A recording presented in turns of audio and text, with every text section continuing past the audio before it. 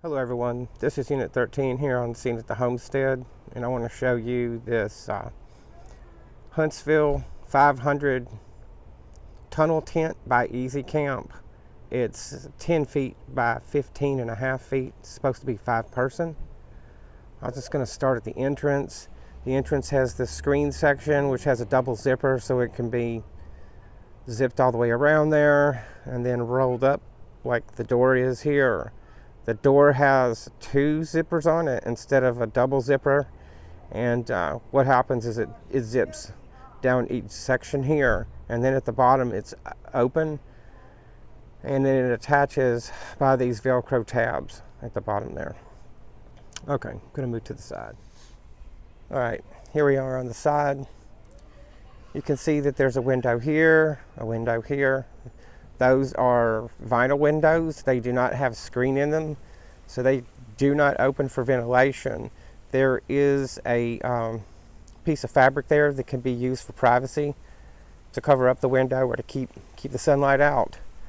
However, there's no screen, and that's why we have these 2 air conditioner vent sleeves here, so we can air condition this thing. Also, we're looking at actually not what the company considers the tent.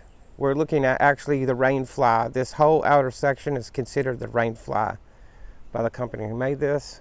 Okay, on the other side here, I forgot to mention when I was showing the front of the tent, or this entrance side here, there's a vent on each side that has a little pop out.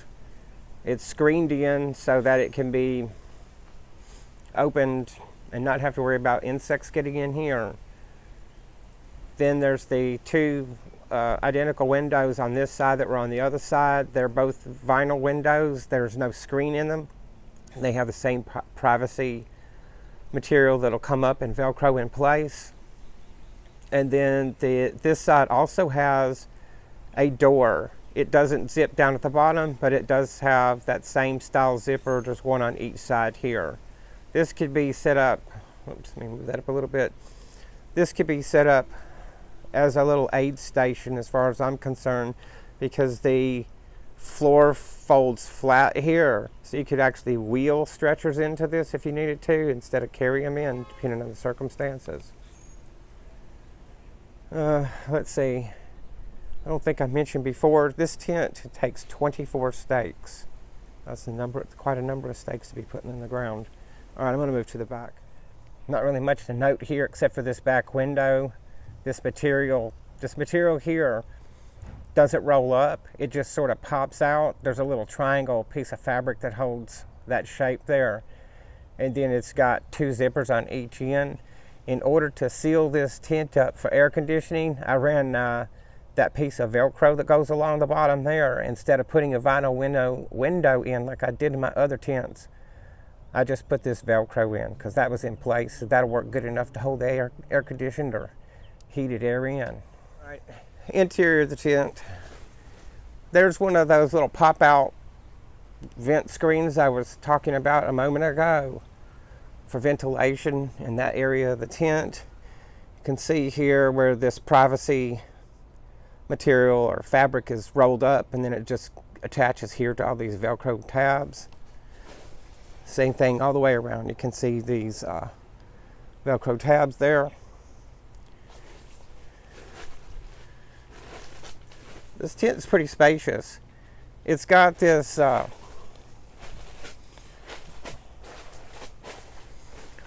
this insert that goes in here, which I'll show in a moment, which I don't think I ever plan on using it. I really just like the open floor space of this. Let's see, I guess I'm gonna just hold it in this position right now. When this tent came, it's in 3 pieces. You have this what they call the rain fly here, the outer structure of the tent, and then there's an interior part that goes all the way around in here, and it's got a divider that's removable inside of it that's considered more like the quarters. And then the floor was actually installed separately, which left all of this open all the way around. It's kind of like military tents. and that was really not to my satisfaction. So I went ahead and sewed this floor into the tent. So now there's no gaps or openings or anywhere a bunch of air could come into the tent. Makes it much better for air conditioning or heating the tent. And it's just easier to put together that way. Okay, here's the insert. It's been attached. It takes just a few minutes because it uses toggles and loops. There is a colored marker up here for a starting point, so it makes it easy to line up. There's one in the front and then the back section of that. And then it's toggled all the way around here. And then there are these bungeed hooks that attach down to the floor sections.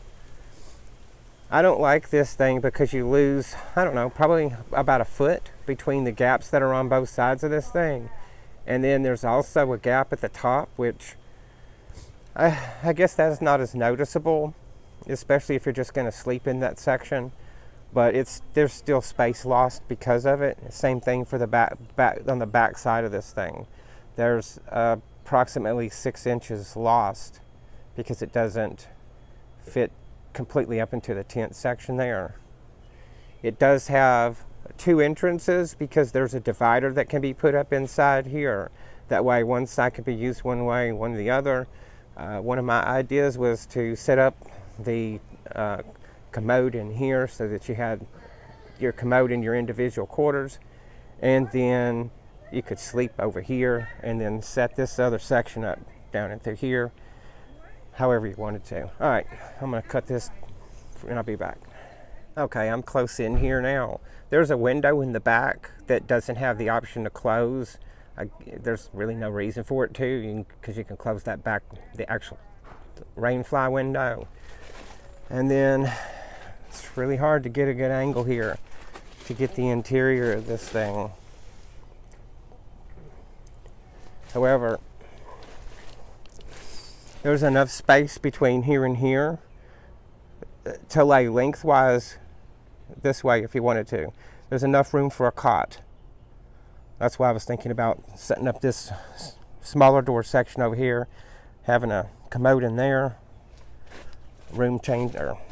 changing area, and then having from here down into here. Well, that's just not a good angle, but as good as it gets for now. As the sleeping quarters, you could actually put possibly 2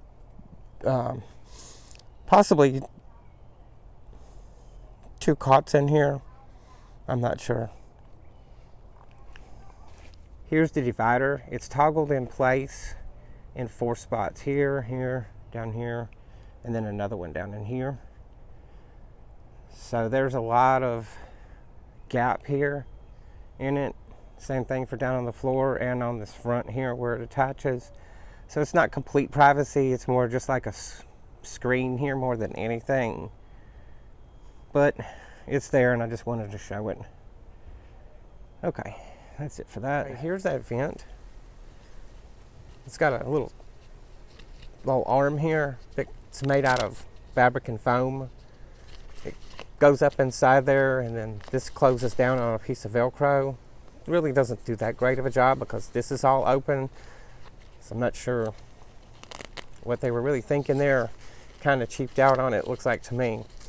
And then there's this foam filled piece of fabric here that acts like an arm to help hold this open for ventilation. So it works, but I'm not very impressed with how this is put together, but it works. Okay, looks like I think I've covered just about everything on this tent. I did forget to mention that all the seams are taped on this outer rain fly here, so it should be fairly water resistant. I'm pretty happy with it, particularly without this insert thing in here.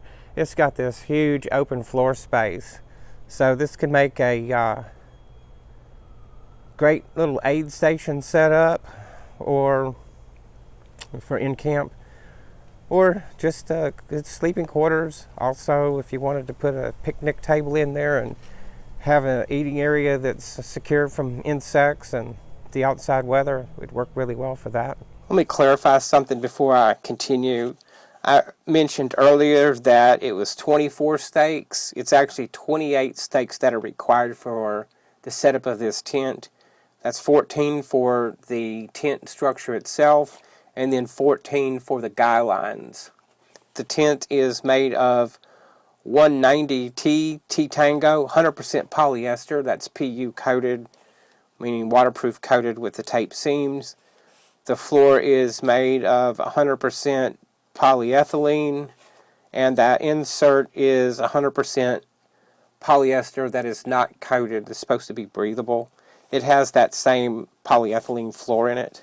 Also noticeable in the video is once the tent's up, how loose that flooring is on the side inside there. There are 3 web straps, for lack of a better description, that were in line with where the poles go.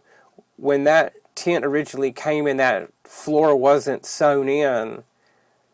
It was to hold the shape of the tent to keep those things from pushing out too far and make it easier to set that tent up. But now that the floor is sewn into that tent, they have been removed. I forgot to do it before I made this video. That way the floor will pull nice and tight and you'll have a better shape to that tent. When setting up this tent, either by myself or with somebody else, the first thing I do is I get the tent laid out flat onto the ground so that it's pretty much where the footprint is going to be of the tent. I'll stake the back 2 corners down and then go to the front of the tent and approximate where the center guideline is going to go, and then I'll drive that stake into the ground there. I'll then hook up that guideline. The next step I do is to install the 3 fiberglass poles. I put those through the sleeves, starting in the back and then working towards the front. And as you can see in this video here, by the time I get to the front, the tent is standing up on its own at that point. From there, then I'll go ahead and start doing the rest of the stakes so that the tent takes the shape that it should have. I don't think I have anything else in my notes. Oh yeah, here's the thing. On that front entrance there where the screen door is, it tapers.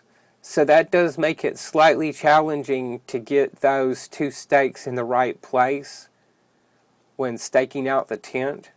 So that's something I actually leave until I get the sides and the back of the tent done. Then I'll come and I'll put those in place. Once the tent has that shape and it's being held in place firmly, it makes it a little bit easier to get those into the ground more accurately. Otherwise, it'll be shifted to one side or the other. But outside of that, it's pretty straightforward and pretty easy to put this thing together. Alright, that's everything out of my notes. This is Unit 13. I'm out.